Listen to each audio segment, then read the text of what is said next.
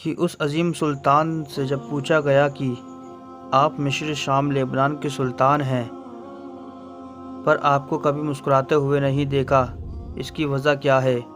انہوں نے جواب دیا کہ میں کیسے مسکراؤں جبکہ بیت المقدس عیسائیوں کے قبضے میں ہے۔ نجومیوں نے جب انہیں بتایا کہ اگر آپ نے بیت المقدس فتح کرنے کی کوشش کی تو آپ کی ایک آنکھ ضائع ہو سکتی ہے، تو زرری سلطان نے جواب دیا کہ تم میری ایک آنکھ کی بات کرتے ہو، میں اللہ کی قسم کھا کر کہتا ہوں کہ میں بیت المقدس کی طرف پیش قدمی کروں گا، پھر بے شک بیت المقدس میں مجھے اندھا ہو کر ہی داخل ہونا پڑے، اور تاریخ گواہ ہے کہ وہ سلطان ایک دن بیت المقدس میں فاتح بن کر داخل ہوتا ہے اور شہر میں اللہ اکبر کی گونج پیدا ہوتی ہے۔ اس دلیر فاتح بیت المقدس کو تاریخ سلطان صلاح الدین ایوبی کے نام سے جانتی ہے، جس نے مسلمانوں کے کھوئے ہوئے وقار قبلۂ اول کو آزاد کروا کر نہ صرف امت مسلمہ پر احسان کیا بلکہ یروشلم کے لوگوں کو ظلم و ضرب سے نجات دلائی۔ سلطان کا پورا نام الناصر صلاح الدین بن یوسف بن ایوب تھا، جو تاریخ کے عظیم فاتح حکمران کے ناموں میں سر فہرست ہے۔ سلطان صلاح الدین ایوبی کی پیدائش سن 1138 عیسوی میں عراق کے شہر تقریت میں ہوئی، جو دارالحکومت بغداد سے 160 کلومیٹر شمال میں بسا ایک چھوٹا سا قصبہ تھا۔ صلاح الدین نسل کے اعتبار سے ترک تھے، جو ہمیشہ ایک بہادر قوم رہی ہے۔ انہوں نے اپنی سیاسی زندگی کی شروعات ایک فوجی افسر کی حیثیت سے کی۔ وہ نصر الدین زنگی کے لشکر میں شامل تھے۔ جب نصر الدین زنگی نے مصر فتح کیا تو اس فاتح لشکر کے امیر صلاح الدین کے چچا تھے۔ اس جنگ میں صلاح الدین نے جس بہادری اور جرأت مندی کا مظاہرہ کیا، اس کے بعد سے ہی وہ منظر عام پر آ گئے اور لوگوں نے یہ بھاپ لیا کہ صلاح الدین غیر معمولی حکمت عملی اور مقصد رکھنے والا شخص ہے۔ لہٰذا صلاح الدین کے چچا کے انتقال کے بعد نصر الدین زنگی نے انہیں مصر کا حاکم بنا دیا، اور پھر سلطان صلاح الدین نے کئی علاقوں کو فتح کیا اور صلیبی سازشوں اور حملوں کو اپنی دانشمندی سے ناکام بنایا۔ پھر نصر الدین زنگی کے انتقال کے بعد صلاح الدین سلطان بن گئے۔ صلاح الدین ایوبی نہایت ہی سخی، اعتدال پسند اور بردبار انسان تھے۔ ان کی شخصیت اتنی عظیم تھی کہ اس وقت کے عیسائی حکمراں اور امیر بھی انہیں عزت کی نظر سے دیکھتے تھے، اور آج بھی اہل یورپ انہیں احترام کی نگاہ سے دیکھتا ہے۔ صلاح الدین کے دل میں جہاد کا جذبہ کوٹ کوٹ کر بھرا تھا۔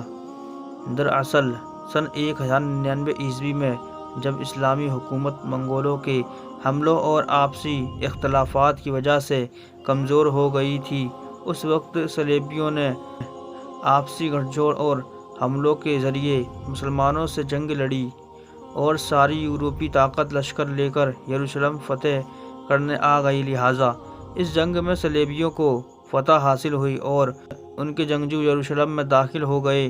انہوں نے بے شمار مسلمانوں اور یہودیوں کو قتل عام کیا، جو نہایت ہی دردناک تھا۔ یہ اسلامی خلافت کے جہو جلال پر کری ضرب تھا۔ اب 88 سال گزر چکے تھے اور مسلمان صلاح الدین ایوبی کی لیڈرشپ میں تھے۔ صلاح الدین ایوبی کے دل میں بیت المقدس کو دوبارہ آزاد کروانے اور مسلمانوں کو ان کی کھوئی ہوئی عظمت واپس کروانے کی خواہش اول دن سے ہی تھی۔ مگر صلاح الدین صلیبی لیڈر رینالڈ کے ساتھ 4 سال کے لیے صلح کر لی تھی، جس کا مقصد دونوں ریاستوں کا امن و امان تھا، لیکن حالات یہ تھے کہ صلیبی اندر ہی اندر سازشیں کرتے اور مسلم علاقوں پر حملہ کرتے تھے۔ آئے دن مسلمانوں کے تجارتی اور مذہبی قافلوں کو لوٹ لیا کرتے تھے۔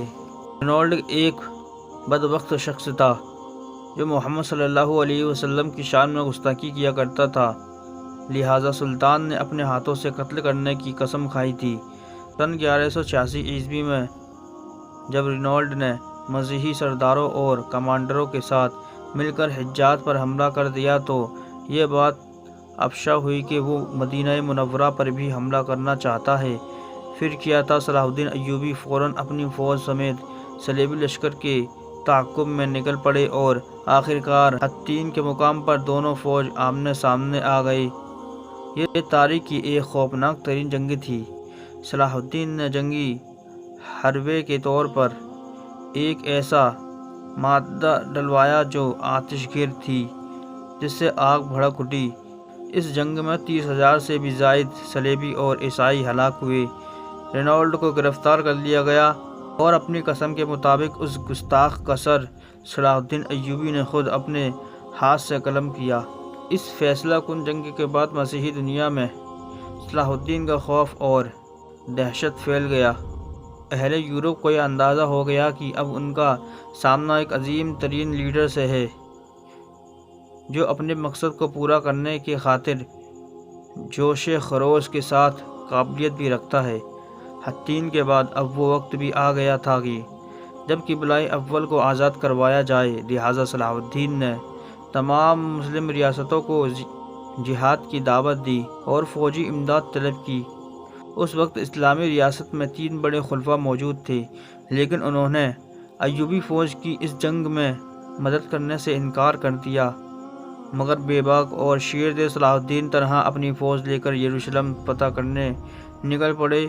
یورپ کے بادشاہوں نے حالات دیکھتے ہوئے انگلستان اور فرانس سے درجنوں لشکر بھیجے۔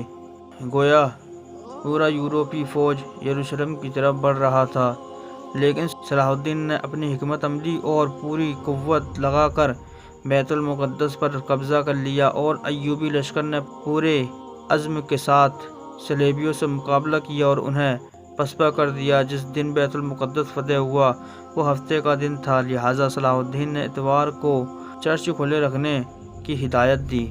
مسیحی مورخ صلاح الدین کے اس فراخ دلی کی بہت تعریف کرتے ہیں۔ غرض یہ کہ صلیبی فوج نے ہتھیار ڈال دیے، صلاح الدین نے شہری آبادی پر وہ ظلم نہ کیے جو صلیبی فوج نے اس شہر پر قبضے کے وقت مسلمانوں پر کیے تھے۔ صلاح الدین کی یہی سخاوت اور رحم دلی ہی اسے تاریخ کا ایک عظیم ترین لیڈر اور حکمران بنا دیتی ہے۔ پھر صلاح الدین بیت المقدس میں داخل ہوئے، مسجد کی صاف صفائی کروائی گئی، میناروں سے اذان کی صدا بلند ہوئی۔ یہ آواز اہل یورپ کے کلیساؤں تک گونج اٹھی، جو اس بات کا اعلان تھا اب ظلم اور بربریت کی حکومت کا خاتمہ ہو گیا ہے، اور اب یروشلم کو مسیحی اور صلیبیوں سے نجات مل چکی ہے، جس کی صدا قبلۂ اول سے آ رہی ہے۔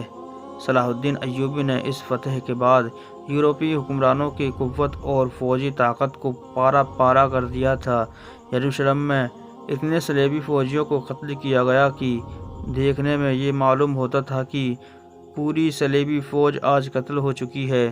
یروشلم کے تمام مسیحی مرد و عورتوں کو 10 دینار بطور فدیہ دے کر رہا کر دیا گیا، اور جن غریب لوگوں کے پاس رقم نہ تھی، صلاح الدین کے بھائی ملک عادل نے ان کے فدیہ کی رقم خود ادا کر کے ان کو بھی رہا کر دیا۔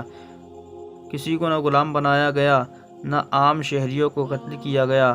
پھر بیت المقدس پر مسلمانوں نے 761 سال تک مسلسل حکومت کی، یہاں تک کہ سن 1948 میں وہاں یہودی ریاست قائم ہوئی۔ صلاح الدین کا غیر مسلموں سے سلوک عین اسلامی تعلیمات کے مطابق تھا، اور اس کی حکومت میں مسیحی اور یہودیوں کے بھی حقوق محفوظ تھے۔ صلاح الدین نے یورپی زائرین کے لیے بھی یروشلم کے دروازے کھول دیے۔ اس پر انگلینڈ کے بادشاہ رچرڈ سیف دل نے کہا تھا کہ جب تک صلاح الدین جیسا عظیم سلطان موجود ہے، یروشلم شہر محفوظ رہے گا۔ آخری عمر میں صلاح الدین کی خواہش تھی کہ وہ حج کرے، لیکن ان کے پاس اتنے پیسے ہی نہیں تھے کہ وہ اپنی ذاتی رقم سے مکہ کا سفر کر سکیں۔ جب ان کا انتقال ہوا تو ان کے گھر سے صرف 2 دینار برآمد ہوئے، جس سے کفن خرید کر ان کی تدفین کی گئی۔